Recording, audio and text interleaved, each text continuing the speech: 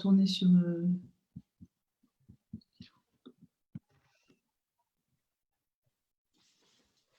Hello Clément, tu peux être tu peux monter un peu? Voilà. On va y arriver. Big smile.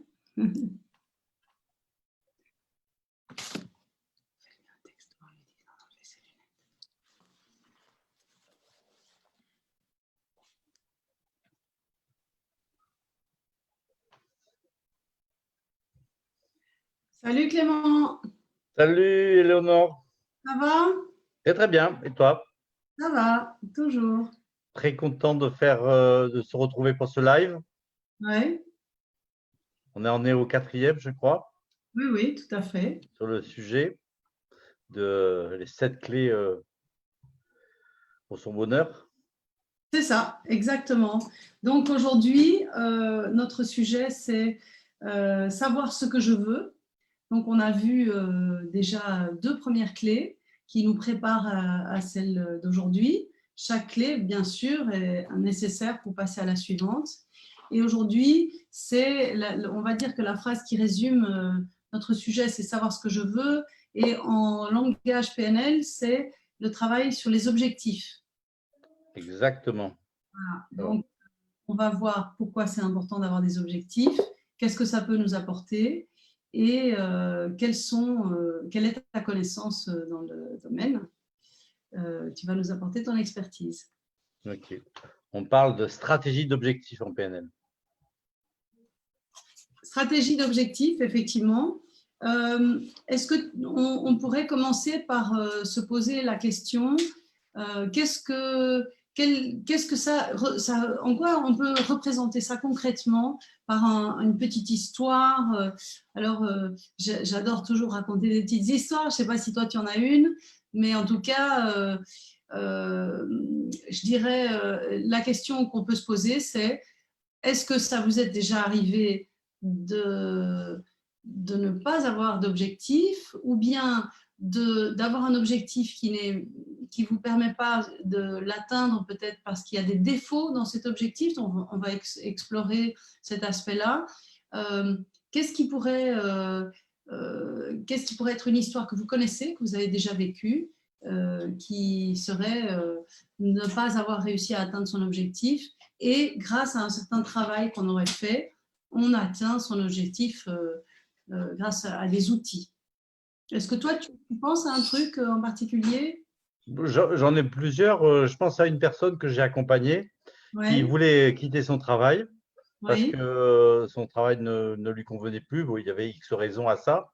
Et elle voulait créer une activité. Alors, elle savait quand même le domaine dans la formation. Et donc, elle avait une grande intention. Elle exprimait un désir. Sauf que quand on exprime un désir sans objectif, il y a peu de chances que quelque chose se passe. C'est comme si je dis je veux créer une entreprise. Ok, très bien.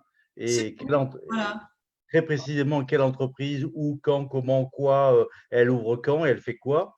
Si on ne répond pas à ces questions très très précises, il n'y a pas de possibilité de passer à l'action. C'est ça, exactement. Ouais. Ça rejoint vraiment le sujet de la vision dont on a parlé la fois passée. Quand la vision est claire, ça contribue à ce que petit à petit, on puisse mettre son objectif en place. Et c'est vraiment très important pour pouvoir arriver à se réaliser dans la vie. Bien évidemment. Tout est objectif, en fait. Beaucoup de gens formulent des désirs. Oui. Okay. Je veux partir en vacances. S'il n'y a pas une destination, on risque de rester chez soi. C'est ça, exactement. Alors bon, ça peut être une solution, les vacances chez soi, mais c'est peut-être pas tout à fait ce qu'on rêve. Non, alors ça dépend. Ça peut être chouette d'être chez soi, mais effectivement, on a peut-être envie. Si c'est une décision, ça peut être chouette. Mais si on exprime dans le « je veux partir en vacances » si c'est d'actualité et qu'on a un rêve et qu'on ne le formule pas, par exemple, je rêve d'aller au bord de la mer. Ouais, Au bord de la mer, il y en a beaucoup de côtes en France. ouais. Donc, La c'est France, où? d'ailleurs. Hein? Il n'y a pas que la France, d'ailleurs. Il n'y a pas que la France. Donc, si je ne suis pas très, très précis, c'est où, très précisément, où je vais atterrir et dans combien de temps, quel jour exactement. Bah, je veux dire, mon cerveau aura beaucoup de mal à s'organiser. Ouais, effectivement. Voilà. Mais Ok. il y a une raison à ça pour lequel on ne définit pas d'objectif clair. C'est que souvent, l'objectif, il n'est pas assez motivé. C'est-à-dire qu'un objectif, le cerveau accepte un objectif que si il apporte un bénéfice. Donc, Ouais, s'il est lié à quelque chose de plus grand que l'objectif, qui est une intention plus grande avec un bénéfice, c'est-à-dire s'il y a une vision derrière. C'est c'est ça le ça. rôle de la vision. C'est Il y a une ça. vision avec un effet, avec des choses que l'on recherche. Exact, exact. Ok. Et Imagine que je te dise, Eleonore, bon, tu vas partir en vacances, je sais que tu aimes bien aller à la montagne, tu vas partir à la montagne, ça. mais à la montagne, il faudra que tu travailles autant que quand tu es au centre AIMSA. Oui, bon, ben, je vais pas avoir le temps de skier, de marcher dans la montagne, tout ça, si je dois travailler. Non, ça me va pas. Je suis Est-ce que pas tu as, motivée à y aller. Mm. voilà. Donc, tu peux très bien avoir un objectif, mais s'il n'y a pas la motivation, l'objectif ne va pas marcher. Ouais, Donc, effectivement. il y a toute une série de définitions à mettre autour de la notion d'objectif pour qu'il soit réalisable et qu'il se concrétise complètement. Ce qu'on appelle les critères de bonne formulation d'un objectif. C'est ça, c'est ça. Alors maintenant, du coup, je voudrais poser la question à ceux qui nous écoutent. D'abord, est-ce que ça vous est arrivé d'avoir des objectifs? Bon, je suppose, dans le fond, on a tous des objectifs depuis qu'on est petit, hein. L'objectif, ça peut être retrouver mon doudou que j'ai perdu quelque part, ça peut être réussir à l'école un bon devoir, faire plaisir à papa et maman pour une raison quelconque. J'ai vraiment envie de faire, je sais pas moi, la fête des mères, la fête des pères. Après, quand on grandit, on a toujours, tout au long de notre vie, notre chemin est jalonné uniquement d'objectifs les uns après les autres. Donc, la grande question, c'est est-ce que vous qui nous écoutez, ça vous est arrivé de ressentir la joie d'un objectif atteint, déjà, même s'il est petit? Je cherche quelque chose dans un magasin, chouette, je l'ai trouvé, oh, je suis super content. Ou sur Internet, ou je voudrais rencontrer, je cherche quelqu'un, je ne sais pas moi, tu sais, dans une soirée, par exemple. Tu te dis, je voudrais absolument voir telle personne. Ah, ça y est, je l'ai trouvé, super. Donc, tous ces trucs-là, c'est j'ai réussi à atteindre mon objectif. Et à l'inverse, est-ce qu'il vous est arrivé d'être déçu, désappointé, de vous dire, ah, j'ai pas réussi à ce que je voulais faire, et de vous dire, est-ce qu'il m'a pas manqué quelque chose et j'ai peut-être manqué d'un outil pour y arriver. Donc voilà, je voudrais vous inviter peut-être à nous donner des exemples si vous en avez. On pourra vous aider, répondre à vos questions comme on fait d'habitude, hein. Et la dernière possibilité, c'est ben, en fait, je ne sais pas très bien ce que je veux. Ça, c'est quelque chose qui est très important.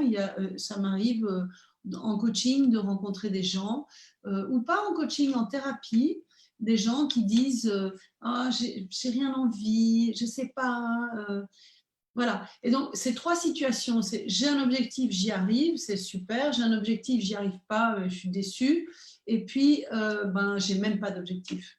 Donc là, ça va être un travail qu'on peut faire en PNL pour résoudre ce genre de choses. Quand on a des objectifs qu'on arrive à atteindre, ça peut être aussi sympa de se dire comment est-ce que je peux être encore plus efficace d'ailleurs dans mes objectifs à atteindre. J'ai un exemple très de la vie courante. Oui, qui m'est arrivé plusieurs fois dans ma vie, hein. Je veux aller au cinéma. Oui. Donc, bon, ben, j'ai vraiment envie d'aller au cinéma ce soir parce qu'il y a le cinéma, il y a le petit resto après, il y a la promenade le long du canal, par exemple, canal Saint-Martin, des choses comme ça. Puis, je vais au cinéma. Donc, Oui. on va dire que j'ai rempli mon objectif, sauf que je n'ai pas défini très précisément quel film. Je n'ai pas vérifié s'il existe, s'il était là, donc si c'était réaliste. Et j'arrive devant le cinéma, aucun film ne m'inspire. Ah, ça m'est arrivé aussi, hein. Ouais, ouais. Et aucun film ne m'inspire. Et je me retrouve donc à devoir. Ben, d'abord, je vis une déception. Ouais, ouais, ouais, ouais. Parce que je n'ai pas précisément défini le résultat que je voulais atteindre. Ouais. Donc, avoir un objectif, c'est un travail de précision d'abord, Mhm. qui va en fait permettre d'organiser l'action autour d'un résultat dont on pourra vérifier que je l'ai ou je ne l'ai pas. Oui. Voilà. Mm. Et bien entendu, ce que je me suis dit tout à l'heure, euh, si je vais au cinéma sans savoir ce que je veux voir, ben, je risque d'être déçu. Et si je veux me garantir en fait le plaisir, non seulement d'être au cinéma, d'avoir vu un bon film, d'avoir vu le film que je voulais, j'ai intérêt au départ à être clair sur le résultat à atteindre parce que je me garantis en fait ce qu'il y a après le résultat. L'effet C'est-à-dire que à obtenir. ben, l'effet à obtenir, le plaisir à obtenir. Le Ouais. cerveau, et ça c'est très important, c'est ce que je disais, c'est que le cerveau en fait suit la ligne de son plus grand intérêt. C'est ça. D'accord? Il cherche son intérêt. Et le résultat, c'est le moyen, un résultat, un objectif, c'est un moyen pour obtenir en fait un effet. Ouais. Mais si je définis ce moyen sans me garantir qu'il y a un effet motivant, valable derrière, en fait, je peux très bien me retrouver dans une très, très grande déception. C'est-à-dire que l'objectif et le résultat n'ont pas d'intérêt, voire même m'ont pris du temps, de l'énergie, m'ont créé de la déception. Donc, il y a il y a une vraie stratégie d'objectif qui non seulement demande d'être précis, de définir un résultat qui soit visuel, qui soit visualisable, descriptible, et qui soit attaché à une motivation réelle. C'est ça. C'est ça. C'est-à-dire et ça rejoint ce qu'on a fait dans les autres lives. Ça veut dire quoi une motivation réelle? C'est quelque chose qui est attaché à nos valeurs, qui nourrit nos valeurs et qui correspond à la vision que l'on s'est fait du résultat. C'est ça. C'est ça. Voilà. C'est pour ça qu'on passe d'abord par la case vision avant de parler de l'objectif. Voilà, Absolument. vision et valeur. Voilà. Alors, du coup, la question qu'on peut se poser, c'est que je vous pose à vous qui nous écoutez, si vous n'arrivez pas à votre résultat, il peut y avoir différentes raisons. Et si vous n'avez pas respecté certaines normes dans votre objectif, c'est normal que vous n'arriviez pas à votre résultat. Et donc, notre proposition, c'est de vous aider à comprendre ça et du coup à avoir ces clés pour accomplir votre objectif. Et donc, quelles seraient les différentes raisons qui feraient qu'on n'atteint pas son objectif? Donc, on a cité quelques petites choses ensemble tout à l'heure, Clément, qui pourraient être, par exemple, être en contradiction avec ses valeurs. Si Oui. j'ai un objectif, mais qu'en fait, dans le fond, on a parlé des valeurs la première fois dans notre premier live, et tu as bien décrit cette situation où tu avais une valeur qui était touchée et dont tu n'avais pas conscience, qui était la liberté, si je me souviens bien, hein, c'était ça. Et du coup, si on touchait à ta liberté, hop, tu ne pouvais pas faire ce qui t'était demandé. Donc, si par hasard tu avais un objectif qui n'était pas en accord avec la valeur liberté, ben, ça sabote ton propre objectif. J'ai eu souvent ça avec les rapports familiaux. Oui. Où, voilà, où il y a il y a une valeur qui disait, oui, la partie sens de la famille, qui me disait c'est important que tu y ailles. et il y a une autre partie qui n'avait pas du tout envie d'y aller. Oui, Et, ça arrive, oui, absolument. Absolument. Oui, j'ai et déjà parce que connu ça. j'avais envie d'aller, je sais pas, voir un film justement, ou faire autre chose, Ou peut-être, ou ouais, des fois les situations familiales sont un peu pesantes et on est voilà. entre le Donc j'avais devoir un conflit. et le fait de se prendre soin de soi-même, quoi. Voilà. J'avais un conflit de valeurs. C'est ça. Alors du coup, ça peut être une des raisons. Ce qu'on pourrait aussi relier avec la notion d'écologie, c'est-à-dire est-ce que ce que je fais est écologique dans le sens PNL, c'est-à-dire il est écologique pour la personne en face de moi ou pour moi-même. Est-ce que, mon objectif pourrait porter atteinte à quelqu'un? Donc l'écologie étant non seulement l'environnement, parce que ça pourrait faire partie de mes valeurs, j'ai pas envie de polluer, je vais faire une usine mais qui va faire des chouettes vêtements pour des gens, mais ça va polluer. Bon, bah, finalement, non, je vais faire autre chose, je Oui. vais faire un artisanat. Ça c'est l'écologie au sens Mais du voilà, rapport à la nature. Mais l'écologie au sens PNL, c'est est-ce que ça va aller à l'encontre de moi-même, de mes valeurs et de mon équilibre personnel. c'est ça, ou Voilà, pour de quelqu'un d'autre. Je peux avoir envie d'un truc, mais c'est vraiment nuisible pour quelqu'un d'autre, donc c'est pas écologique. En priorité, c'est vraiment la notion d'écologie en PNL, c'est d'abord l'écologie pour soi. Pour soi-même, pour Parce soi-même. que si on ne respecte pas l'écologie pour soi-même, il y a de fortes chances qu'on se trouve en conflit de valeurs C'est ça, exactement. et en incohérence. Alors après, il y a des tas d'autres choses, hein. On peut en citer l'une ou l'autre, mais il y a des tas de choses qui vont faire qu'un objectif ne pourrait ne pas être atteint. Par exemple, s'il ne dépend pas de soi-même. Ben oui. Tu veux un truc, mais il y a quelqu'un, par exemple, je sais pas moi, tu as un amoureux et toi tu l'aimes et tu as vraiment envie d'avoir une relation amoureuse avec cette personne, mais la personne en face, non, c'est pas ça. Ben donc ça dépend pas de toi. Ça peut pas être un objectif. J'ai un exemple qui est de la vie courante.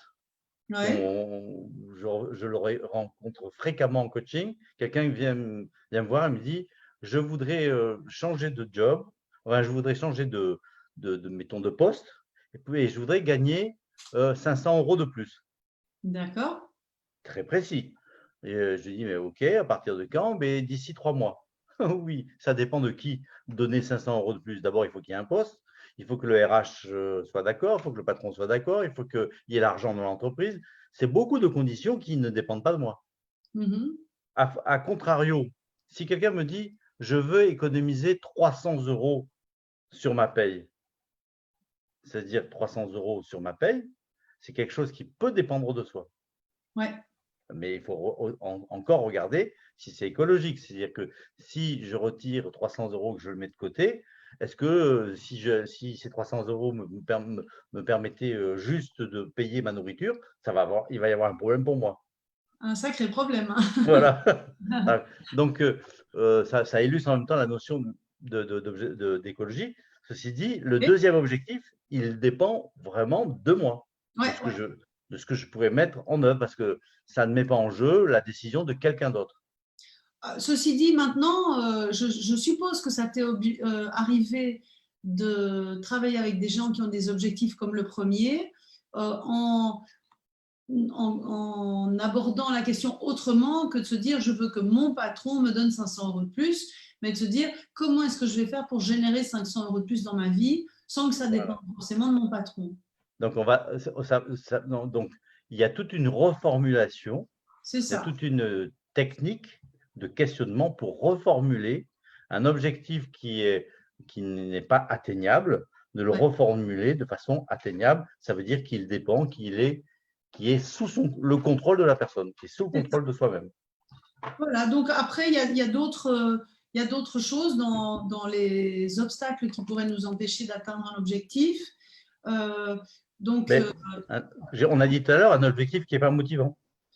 voilà, je pense que après, il y en a des tas d'autres, mais celui-là, il me paraît très intéressant parce que je crois que ça peut parler à ceux qui nous écoutent, ceux qui nous regardent. Imaginez, je vais vous proposer un petit exercice. Imaginez un objectif que vous avez. Je vous laisse 3 secondes. Écrivez-le, prenez un papier ou sur votre téléphone, C'est ça. formulez votre objectif. mettez une phrase qui décrit un objectif, quel qu'il soit, petit, grand, un truc simple, un truc fou, un truc que vous dites non, j'y arriverai pas, n'importe quel objectif. Voilà. Vous mettez quelques mots pour décrire cet objectif. Maintenant, je ne sais pas si… J'ai une question, moi. Oui. Dans ce que vous avez écrit, pour vérifier que vous avez déjà un objectif, est-ce que dans ce que vous avez écrit, est-ce qu'il y a un résultat dont vous pouvez vous faire une image réelle, concrète, qui va exister à une date donnée?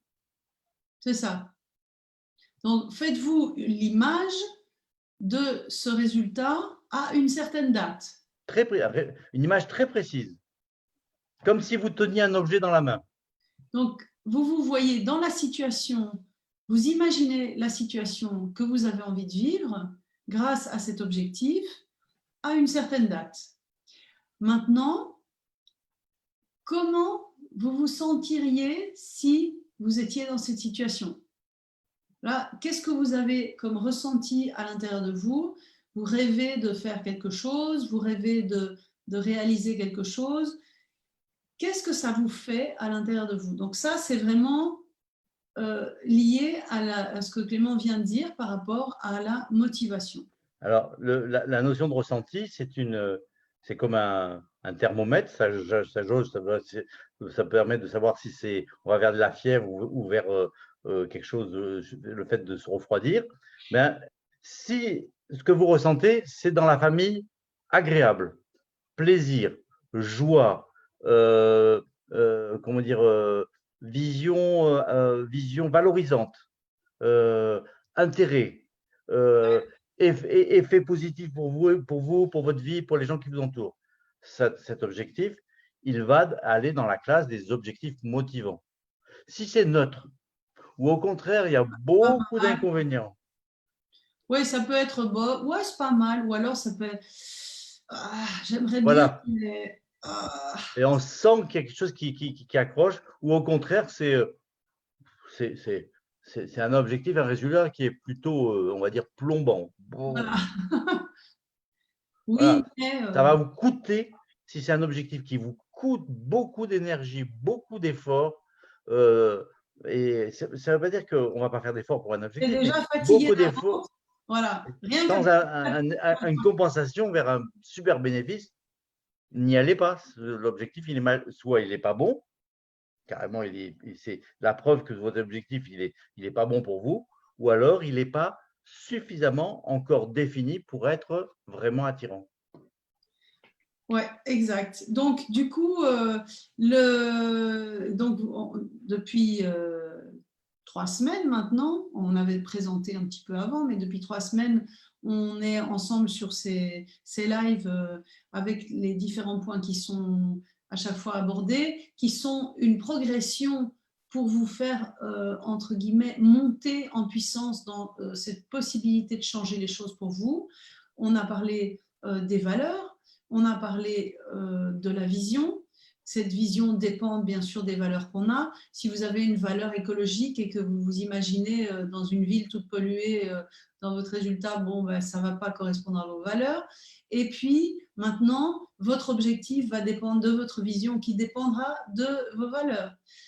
Donc, nous progressons dans ces étapes et nous proposons avec la PNL et j'ajoute quelques pincées d'Ayurveda qui bien sûr sont plus que des pincées, qui sont sous-jacentes à pas mal de choses qui rendent cette démarche très très puissante par l'équilibre physique, psychique et par la connaissance de l'Ayurveda. On peut vraiment… disons que je vais donner un exemple. Une personne qui a un très bel objectif, qui est motivée, qui a une belle vision, qui est enracinée dans ses valeurs et tout ça, et puis en fait, par ignorance, parce qu'elle ne sait pas comment s'y prendre, elle est crevée, elle est intoxiquée par je ne sais pas quoi, elle est physiquement complètement à plat, elle aura beau avoir tous ces objectifs-là, même si elle est réussie, peut-être elle en profitera même pas. Donc, l'Ayurveda va quand même donner un environnement super chouette en plus de ce que la PNL propose. Bien sûr, la PNL va aborder ce genre de sujet, mais l'Ayurveda va donner des clés bien spécifiques à elle-même. C'est Et très donc, complémentaire. ouais, L'Ayurveda permet de travailler ce qu'on appelle le terrain et c'est les ça, conditions exactement. de qualité de terrain, santé, environnement, relationnel, pensée. Et là, et c'est très important parce que, comme tu Ouais, dis, si on fait quelque chose, on peut avoir des objectifs très louables, mais on est en incapacité de les atteindre parce qu'on est sous stress et extrêmement fatigué, bah, ouais, ça va pas marcher. Donc, l'environnement dans lequel on fait son objectif, son propre environnement, on a besoin de le travailler. La PNL, elle, vous donne les outils pour être très, très efficace et très pointu sur la démarche d'action, ouais. étape par étape, pour aller jusqu'au résultat. Et va vous aider également, pour ceux qui font de l'Ayurveda, qui nous écoutent, va vous aider dans vos propres objectifs d'Ayurveda. C'est-à-dire, on peut se dire, donc je vais donner un exemple, dans l'Ayurveda, on parle d'hygiène de vie au quotidien, on donne quelques trucs à faire au quotidien, mais des fois, on est un peu paresseux, on n'a pas trop envie de faire telle ou telle chose, ou on n'y croit pas, ou peu importe. Eh ben, la PNL va vous permettre de définir comment faire pour... je vais donner un exemple. Dans l'Ayurveda, on dit que c'est bien, c'est important de manger frais, de manger quelque chose qui ne soit pas industriel, fraîchement préparé. Euh, et donc, on va peut-être se dire, oh là là, cuisiner tous les jours, moi la cuisine, c'est pas mon truc. Et ben, avec la PNL, on va trouver une façon d'atteindre cet objectif tout en respectant mon écologie, c'est-à-dire si la cuisine, c'est pas mon truc, si j'ai pas vraiment le temps quand je rentre du boulot de faire une demi-heure de cuisine, bref, tout ça, eh ben, la PNL va nous permettre, avec une détermination d'objectifs, d'arriver à quelque chose de vraiment positif et d'équilibré. Et ce qu'on dit Oui. toujours en Ayurveda, hein, c'est qu'il faut toujours être équilibré. Et tu as raison de signaler ça parce que, en fait, un objectif, c'est pas juste un résultat, une date donnée. Un objectif, c'est une motivation, c'est des raisons de faire les choses, mais c'est aussi un chemin pour y arriver. C'est ça. C'est-à-dire que c'est toute une stratégie, on parle de stratégie d'objectif en PNL. C'est-à-dire une stratégie qui, de maintenant au résultat et après, étape par étape, enchaînement de moyens après enchaînement de moyens, non seulement on se garantit d'arriver au résultat et d'avoir son effet, mais on se garantit que chaque étape, en fait, est quelque chose qui participe au plaisir d'avoir le résultat. C'est ça, exactement. Alors du coup, moi, ce que je vais vous proposer encore, un petit exercice, parce que je trouve ça toujours chouette de vous donner des exercices, ça vous permet de ressentir intérieurement quelque chose par rapport à ce qu'on vous propose. Donc l'exercice, ce serait, est-ce que vous pouvez mettre par écrit de nouveau sur votre téléphone, sur un bout de papier, par rapport à l'objectif auquel vous avez pensé tout à l'heure, la première petite action euh, euh, que vous pourriez mettre en place pour atteindre cet objectif. Ça peut être quelque chose d'archi simple. Imaginez, vous voulez, je ne sais pas. J'ai accompagné tout à l'heure en coaching, j'ai Oui, accompagné tout à l'heure quelqu'un en coaching oui, sur le fait de faire un sport. oui, OK? c'est ça. Et donc, c'était une intention, il y avait une intention, il a trouvé les intérêts, ce que ça pouvait lui apporter, il a trouvé les inconvénients, il les a contournés, il a trouvé comment la parade à ces inconvénients, OK? Et bon, et il a trouvé les différentes grandes étapes, grandes échéances pour mener son projet, qui est un projet dont il aura le résultat, parce qu'il y a un entraînement à faire. Il aura le résultat qu'au printemps de l'année suivante. 2020, Par exemple, c'est participer à un semi-marathon, par exemple, un truc comme ouais, ça. ok, Et, euh, et ce qui est important dans un objectif, une fois qu'on a tout défini, c'est que il y a besoin il y a un starter pour que le cerveau et le corps se mettent en chemin. c'est Et pour ça. ça, c'est quelle est la première action significative qui va être significative, mais même toute petite, mais qui va vous dire, ça y est, vous avez démarré votre objectif. Dans le cas que tu cites, je dirais, ça peut être aussi simple que ça. Je voudrais démarrer un sport. Eh ben, je me mets sur Internet pour chercher une adresse de salle ou de matériel pour ce sport. Rien que ça. J'ai pas encore, je me suis pas inscrite, j'ai pas acheté ce que je dois acheter, rien du tout. J'ai juste cherché le numéro. Voilà. Mais il y avait, par exemple, lui, la première petite action, c'était téléphoner une personne qu'il avait déjà rencontrée pour lui proposer de l'accompagner. C'est ça, voilà. Donc, toute petite action. C'est très, très puissante. C'est vraiment le levier qui va démarrer les choses. Alors, donc, je vous propose de décrire ça, cette petite action, et de vous représenter ce démarrage. Et il y a également ce ressenti quand on démarre quelque chose. On peut se dire, bon, c'est pas grand-chose, mais il y a une petite étincelle qui s'allume. On se dit, ça y est, c'est parti. Donc, Et oui, parce que c'est en fait, chaque étape est comme un sous-objectif. ouais. Parce que chaque étape aboutit à un résultat qui est nommable, qui est représentable, on peut le visualiser ou on peut l'écrire et on peut le nommer, le dire. Et chaque étape doit être motivante parce qu'elle est motivée par l'étape d'après. Ouais, Donc, si la moindre étape vous coûte, c'est ça qui risque de faire en sorte que vous abandonniez vos objectifs. Chaque étape, ça doit être un plaisir de l'atteindre. Alors, du coup, Clément, est-ce que tu peux nous expliquer pourquoi c'est important de définir un objectif au niveau du fonctionnement du cerveau? Alors, le cerveau, comme je te disais tout à l'heure, il suit une grande direction. Il faut s'imaginer que on a l'horizon devant nous. Et grosso modo, on voit avec notre vue 180 degrés. Okay, Ouais. sur 180 degrés, on regarde devant soi, mais on a 180 degrés de disponible.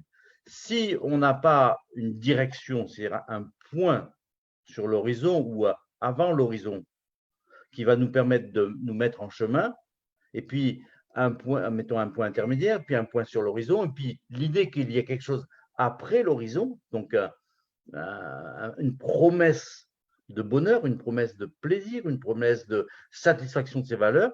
En fait, le cerveau, il dit, mais J'y vais pas. j'y vais pas. Tu es en train de me proposer quelque chose qui est à l'encontre de ce que je cherche. Je cherche ton bonheur, je cherche ton plaisir. Alors, pourquoi ça fonctionne comme ça? C'est que notre cerveau, il est équipé. D'abord, sa première fonction, c'est de nous maintenir en état de survie. Ouais. Sa première fonction. Elle est biologique, elle n'est pas intellectuelle. D'accord? Donc, et la jauge que utilise, enfin, l'indicateur que le cerveau utilise, c'est les réponses dans le corps. C'est soit dangereux, soit sécure. Soit c'est plaisir, soit c'est déplaisir. D'accord? Et il va assimiler le plaisir à de la sécurité et le déplaisir à du risque et à quelque chose de dangereux. Donc, il va fuir le déplaisir. Ouais. Il va aller plutôt vers le plaisir. Et le plaisir, parce que ça lui garantit de la sécurité. Mais en fait, tout l'art est de transformer chaque étape de sa vie, chaque élément, du plus petit au très grand but dans sa vie, en une quête de plaisir. C'est ça. J'ai une image que je donne parfois par rapport à ça, c'est l'envie, c'est ce qui nous donne envie, c'est aussi ce qui nous… Enfin, il y a le mot vie dans envie, être en vie, et j'imagine un papillon qui vole, et d'un côté, il y a un parterre de fleurs, il y a du soleil, il y a des roses, il y a des très jolies choses, et de l'autre côté, il y a un soupirail avec une toile d'araignée, c'est sombre, c'est en dessous. Le papillon, il ne se pose pas trop la question. Il ne va pas être attiré par le soupirail, il va direct vers les fleurs, vers le parfum, le soleil, etc. Il a envie des fleurs. Il n'a pas envie du soupirail. Oui, c'est quelque C'est chose. tout bête. C'est une belle illustration. Et il faut savoir que le cerveau est, d'un point de vue biologique, il est équipé pour ça. C'est ça. Au centre du cerveau, c'est ce que disent les scientifiques, au centre du cerveau, il y a une petite glande qui s'appelle l'amygdale, par lequel en fait nos perceptions passent.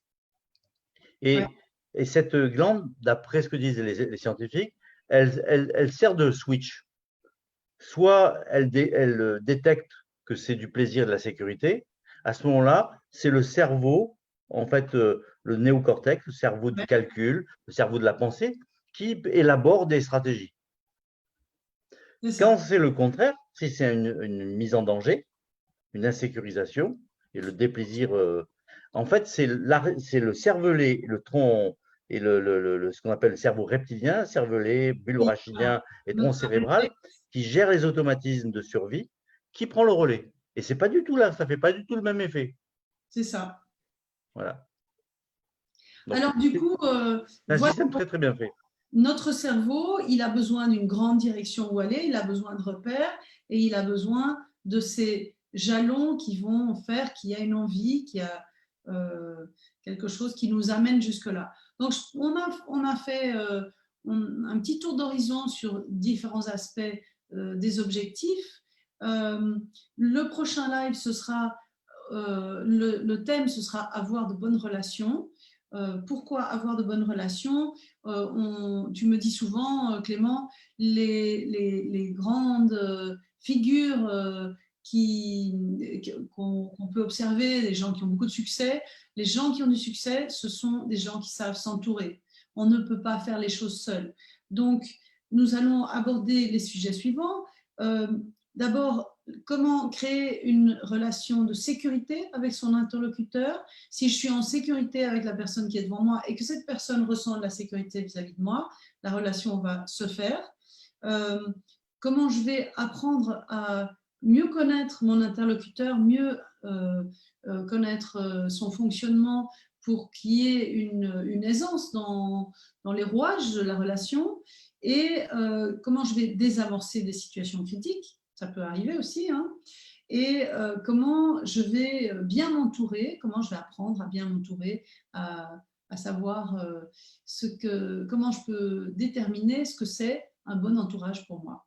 Donc tous ces sujets-là, on va les aborder la fois prochaine et je vous invite donc à continuer à nous suivre dans notre programme. Nous allons publier l'entièreté de nos 7 lives à la fin de nos 7 semaines. Les 7 lives seront visibles pendant encore une semaine après la fin des 7 semaines.